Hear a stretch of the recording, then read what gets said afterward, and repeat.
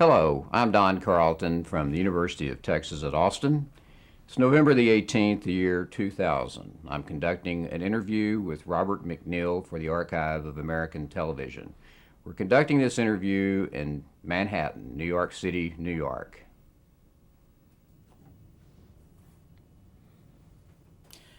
Well, Robin, good morning. We're going Morning. to start off with just some sort of discussion about your early years and childhood and so forth. hmm What was your name at birth? Robert Breckenridge Ware MacNeil.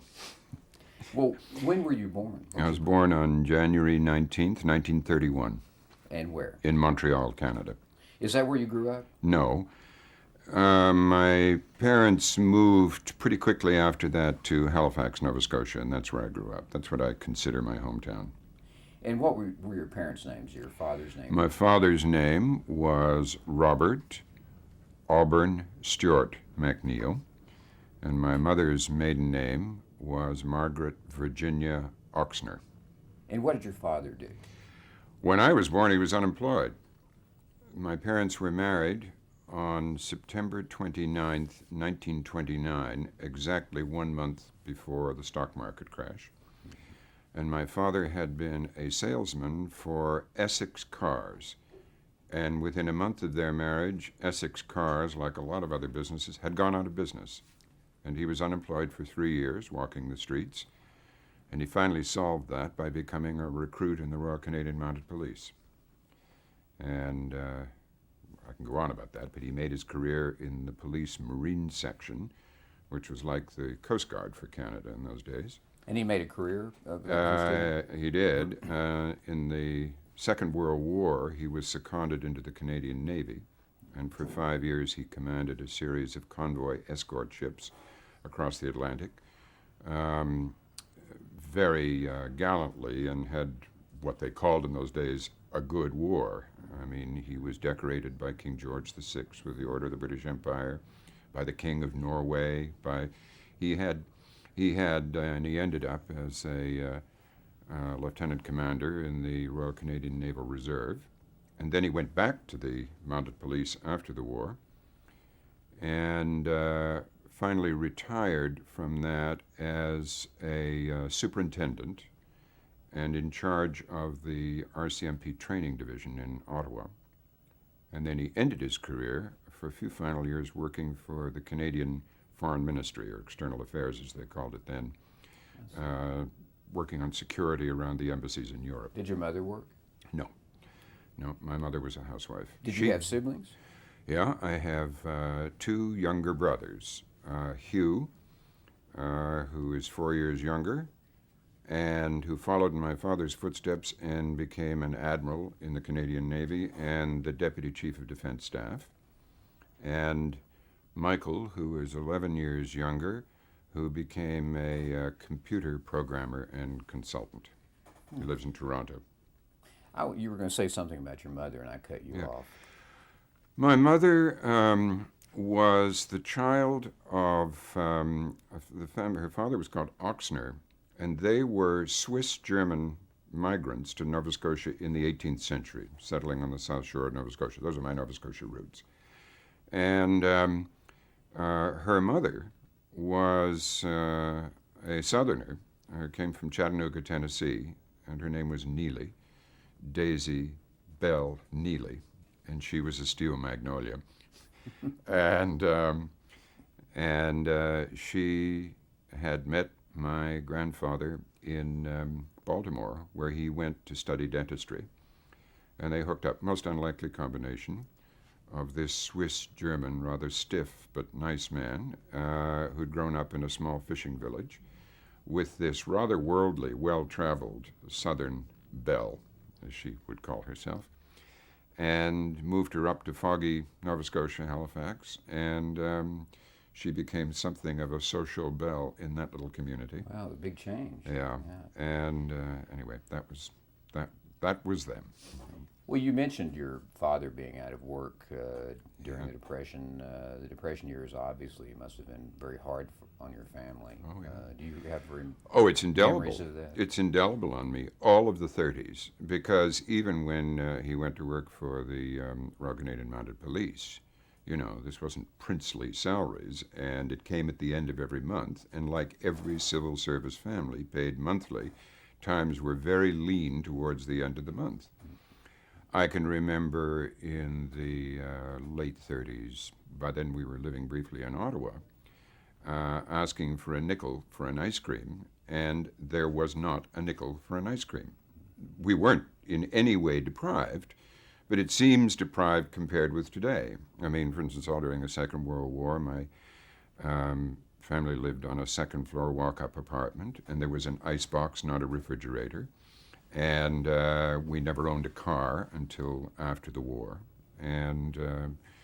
but we were always nicely clothed and well fed, but the lessons of the Depression were engraved on the souls of the parents and the way they brought children up in the 40s, never to waste anything. And it wasn't just food for the starving Chinese or Armenians or whatever it was, which we all heard about. It was never waste anything and use things again, and it was a great thrift and economy. Part of it Scottish, but also part of it very Nova Scotian, and very Canadian in its way. One of the things that Canada imprinted on you in that generation was a sense. I have a good friend, Calvin Trillin, who writes for the New Yorker. He spends all his summers in Nova Scotia. A few years ago, he wrote a piece in the New Yorker about a woman bringing up a son alone in Greenwich Village, and the son was very hard to control, and he was about 16, and finally she published some rules on the refrigerator, and rule number 6 was, enough is enough. That is a Canadian rule, at least in my generation, and of course in the United States, enough is never enough. It's very different. It's a very good idea, though. Yeah. Did you listen? Did your family have in those tough times? Did you have a radio? Yeah, we had radio, and my childhood, I grew up with my ear in the radio. Curiously, all the news came through British and Canadian sources. So my Second World War was from the BBC and the CBC. This is London Calling North America, all that sort of thing, and not Edward R. Murrow. We didn't listen to American news on the radio, but we listened to American everything else. I mean, I listened to the Lone Ranger and the Green Hornet and Ozzie and Harriet and Amos and Andy and so on, all that stuff avidly, as any American kid did. And they are this is one of the extraordinary things about being Canadian, that it's like a hard disk on your computer. Canadians have gigabytes of information in their minds about the United States, but wrapped around that is a kind of Canadian identity which consumes it. It's as though you have a homunculus inside your brain that is American, but you have surrounding that a kind of sheath of identity as a Canadian, whereas Americans have almost no knowledge of Canada in their brains, and it's a very interesting phenomenon, I think. Well, you heard these radio programs over Canadian radio? Oh, yeah. Say there were Lone Ranger and Amos and Andy. Well, there were a few Canadian programs, but they weren't as sexy as the American ones. But they were broadcast over the Canadian broadcast. Oh, sure. Okay. Oh, sure. Okay. Yeah. What were your hobbies when you were growing up? I mean, did you engage in sports? Did you? Yeah. Not in as much an organized way until I went to school, but in grade school we played marbles, which we called alleys. We played what we called scrub baseball, which was the one out goes out into the outfield and then works his way up through the bases till he bats again. You know, not two teams. Did a lot of that. And then later I went away to school, to a boarding school, and we played much more organized games, soccer, and later I played cricket, which was the only game I was really good at, and we played tennis. We skied. I'm talking now in my teenage years. I was on the school ski team. I wasn't any good, but I was just on the school ski team. I played the Canadian version of American football, the three-down version of American football. I was the 24th man on a 24-man team. One cold, dark, late November afternoon, having sat on the bench the entire season, the coach in desperation said, "MacNeil, go in," and I was an end. And I ran out for the pass and cut in, and the pass came faster than I expected, and it bounced off the front of my shoulder pads and fell on the ground, and that was the end of my career as a football player. Your moment of but I glory. had a number and a sweater. And, Well, you mentioned going to boarding school. Let's talk about your education a Yeah. little bit here. What high school? well, I went to grade school up to the age of 7, and then I think I was getting a little hard to handle. And somehow the family from grandparents and things scraped together the money to send me off to boarding school for 1 year in New Brunswick called Rothsay. I've written about that in a bit in my book called Wordstruck, and there's also quite a portrait of it in my novel called Burden of Desire. And it was wonderful. I just loved it. Also, my mother had had my kid brother at that time, and I think it was all getting a bit much for a small apartment. My father away at sea all the time. In fact, my father was away from when I was about 4 or so till I was in my 14 or 15. So not constantly away, but mostly away at sea and back for brief periods. So my mother was really the parent. And I know it got very hard on her. We had a lot of fights and things. And so I went to this boarding school. I loved the boarding school. There were some scary things, but I loved the life. And then the next year, the end of the war, they moved to Ottawa. I was at that boarding school, walking from one building to another, and we were singing the song, "Ding, ding, ding went the trolley, bang, clang, clang, clang went the bell, zing, zing, zing went my heartstrings," when somebody stopped us and said, "Did you hear that FDR died?" And that was a huge thing for us. Because as a kid, during the war, I was a stamp collector, and this was when I was 11 or 12, and I read in a newspaper that FDR had a huge stamp collection, and that people sent him stamps from all over the world. So I wrote him a letter. And I don't know how my mother let me do it, but I did. President Franklin Roosevelt, the White House, Washington, D.C., and I said, "I read that you have a big stamp collection and people send you stamps from all over the world. I know you're so busy with the war, I wonder if you have any extra stamps you don't want." I can't believe I was as brazen as this. But anyway, the letter went through, and about 6 weeks later, the American consul in Halifax, Nova Scotia, called up and said, "Your letter has been sent to us by the State Department. The president is indeed busy with the war, but if you'll come down, we have some stamps." And they had stamps from all over the world, and they gave me a shoebox full of stamps, and it was my first experience of American generosity. And I've often imagined since, the White House was tiny in those days, the White House staff. Sure, the war increased it suddenly, but you can imagine the rather creaky operation they had, probably with lady volunteers, the sort of people Eleanor Roosevelt would have liked, sitting there reading the letters. And I've often had this fantasy of one of them is saying, just as Mrs. Roosevelt passes, "Oh, there's this sweet little letter from a little boy in Halifax, Nova Scotia, and we must do something about it." Anyway, they did something about it, amazingly, in the middle of the...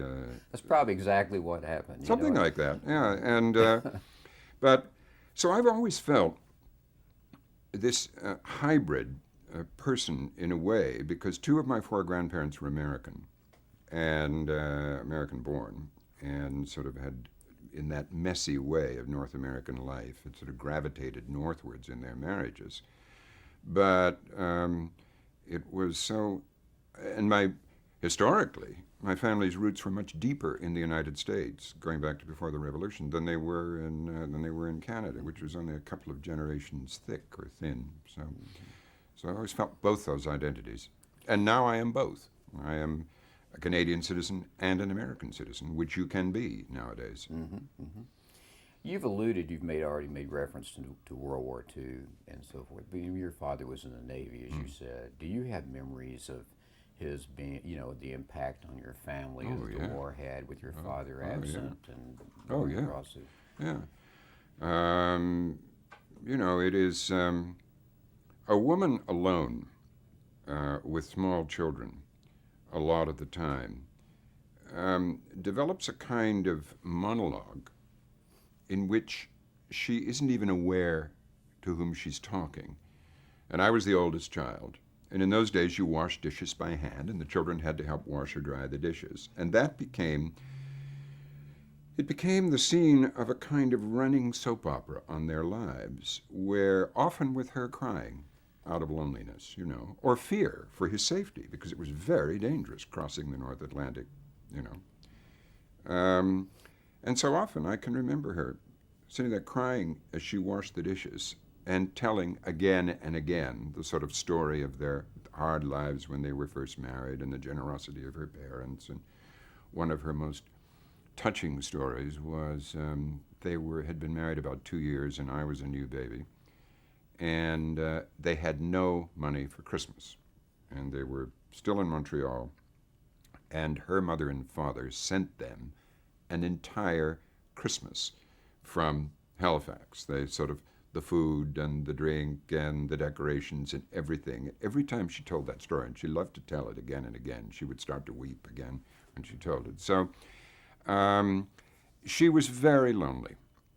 She loved the sea, my mother, and we were close to the sea always, and it's in all our blood, and it's very much in our genes, I think. And whenever she got really lonely and got mad at us because we were misbehaving or something, and she would cry, and I'm able to stop herself. She'd go down for a walk by the sea, and she'd always come back cheerful again and refreshed. So I remember that. I also remember he was injured in the war, not wounded, but he was, I don't think wounded, but I think when the ship was in action, he was thrown against something sharp on the bridge, and he broke a lot of ribs on his chest.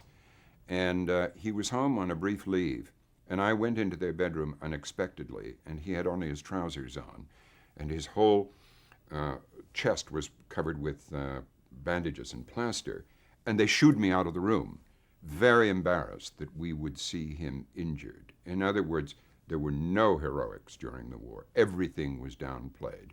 Whenever we would say, gee, what's it like? Because we were playing war games all the time, shooting Germans, and we all had guns and all this stuff. And Germans were the bad guys. And but whenever he would say, what's it like? It must be terrible. It must be exciting. And he'd say, I have to shave in cold water on the ship. There often isn't hot water to shave in. And that's all he would ever say.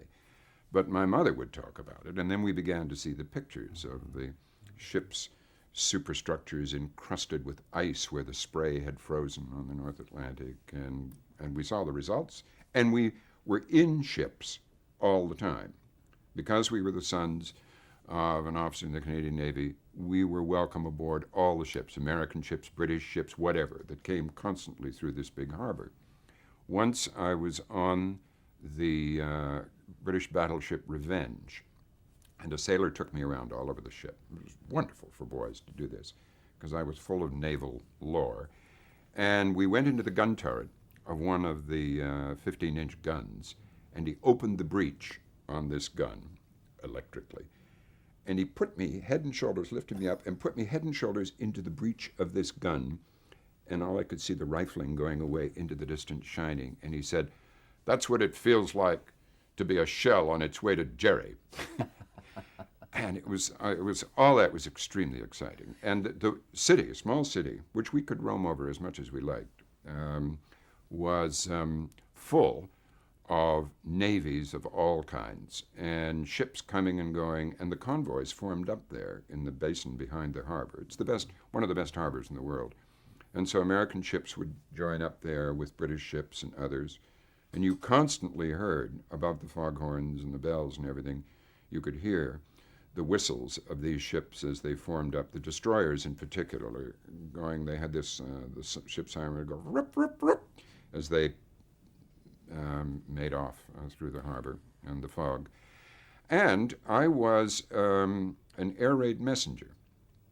I joined the Boy Scouts a few months earlier so I could get into this thing. And a friend of mine, I visited his house. He was in the Scouts. And he had in his bedroom a steel helmet, a real steel helmet, and a gas mask. And I said, God, where'd you get that? And he said, well, I'm an air raid messenger. And I said, how do I get to be that? A real helmet, you know. Anyway, I took a course, St. John's Ambulance First Aid course, quite an elaborate one. And then I got a steel helmet and a gas mask and an armband. And whenever there was an air raid alert, which was several times a week, a blackout, there was blackout every night, and there was a siren quite near our house.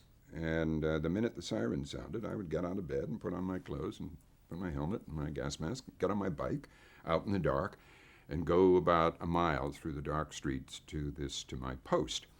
And I was allowed to be late for school the next day if I'd been up. But my helmet was very big. It was a man's, one of those British type helmets, you know, the sort of flat ones. Right. And my head was small inside it, even when I tightened the strap.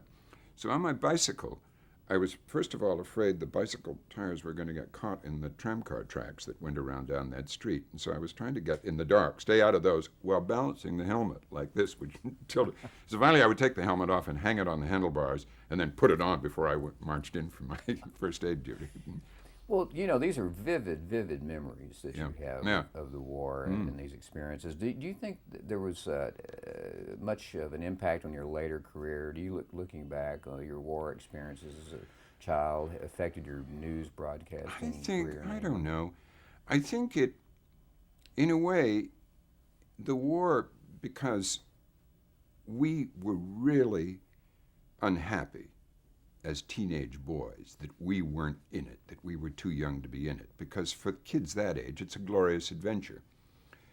Thank God we weren't in it. But I mean, that's why you get kids of 17 and 18 and 19 to do the things they do, because it's still part of that extraordinary period in a young man's life where nothing is as exciting. And this is leaving aside all the Hemingway-esque stuff we grew up with, of that's how you prove your manhood, you know, and everything. Quite just long before we thought about those things. It was just, so I think it was, in a way, a continuation of the stories that we grew up with. And I was read to from early childhood by my mother, my father being away. My family was always deeply immersed in books. When he didn't have money for anything else, my father bought books. Bills he couldn't pay, he hid behind his books. My mother would find them, little nests of unpaid bills behind.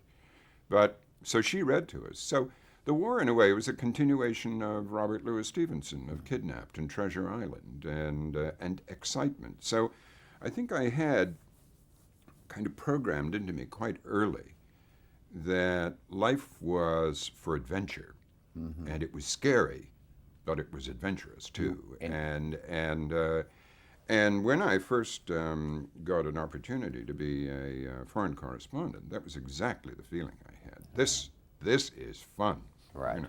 Right. And sometimes it was very scary, but it was guaranteed you weren't going to be a stay-at-home type. Let's put it probably. Oh, I think the whole family had a gene for travel. Yeah. Did you attend college? What yeah. Was you? Yeah, I went to. I don't want to take a lot of your time with this, but because nothing was ever discussed for a career for me except going into the Navy. And I accepted that. But gradually, as my later high school years developed, I developed a real passion for the theater. And it was a small school, and I was the boy in the school who got the leads in the plays, you know, for the last 2 years in high school. And that really fed a whole different kind of ambition. But it was still intended I would go into the Navy. And the way you got into the Navy, Canadian Navy in those days, was after you'd written your high school graduation exams, which were sent by the province of Ontario in that case, you then wrote a whole separate set of 12 papers for the Naval College. And I wrote those, and I thought them easier than the high school graduation, but I flunked the algebra exam. And I think now it was some unconscious motivation at work, because I never would have flunked it otherwise. And I didn't get into the Naval College. And my father thought this was the end of me. God, this is dreadful failure. So I was sent off to Dalhousie University in Halifax to join the Canadian equivalent of the ROTC. And by spending the summer with them and doing parades once a week, I could pay my way through college. After 1 year of that, I was so bored with the naval training. I had one summer with them at sea, and it was just tedium. And I knew I was not cut out for a military career, so I quit that. My father was deeply humiliated that I'd done that. He wrote me the most awful letter I've ever received from him, saying, "You've let me down and disgraced me in the service where I spent the war," and all this. Anyway, so I was still at college and with no dough. And I was in a Shakespearean play, and Othello, playing a small role, Cassio. And a producer from the Canadian Broadcasting Corporation came backstage afterwards and asked if I wanted to act on the radio. And, professionally. And so I did. I started acting on the radio. They did a lot of productions then for that region of Canada from a studio in the old way, with all the sound effects being done live. And I did, 13 episodes of The Count of Monte Cristo, 13 episodes of Treasure Island for Schools, as well as a lot of adult plays. At the same time, I began acting in local little theater and all that kind of thing. And then I had a part in a soap opera, a daily soap opera on the radio, as a kind of comic character. I could do character accents and things. Anyway, while clinging to my college career for 1 more year, then I dropped out of college, continued all the acting, and got a job as an all-night disc jockey in a small radio station. And had 1 year of that. And then I heard about a place in Massachusetts where you could go and train in the theater. It was a little stock company, but it acted as a school for 1 month. And then after you paid $200 to go to this school. So I gave up everything. I drove my car, for which I'd paid $300, which was an SS-100, which is an early Jaguar, a car now worth about $200,000. And I drove it down to Massachusetts, and I went to this stock company school, and after a month they accepted me for the company. So we did 2 a week stock for the rest of the summer, and then they hired me for the winter to go into the Brattle Theatre in Cambridge and be an actor. We started rehearsing the first play, Gaslight. I was doing Inspector Wolf. Let's place this in time 1952. Now. This is 52. Yeah. And so the management came in after a couple of days of rehearsals. Order to memorize 2 acts. If you're an actor, you know what that involves. Memorize 2 acts. You learn very quickly in those circumstances. And said we don't have the money to open for the winter. And so, with some Broadway actors, I drove them to New York, sold my car for $67 to a garage mechanic, and I went with $67 to New York to be an actor. And we'll take it. We're going to change tapes at this point. So we'll carry on the spirit.